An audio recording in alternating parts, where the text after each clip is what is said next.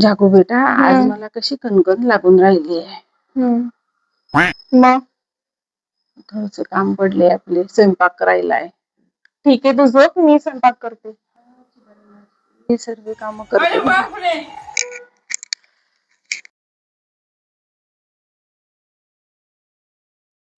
Mummy mummy, छोटा cooker घेऊ की मोठा कुकर घेऊ?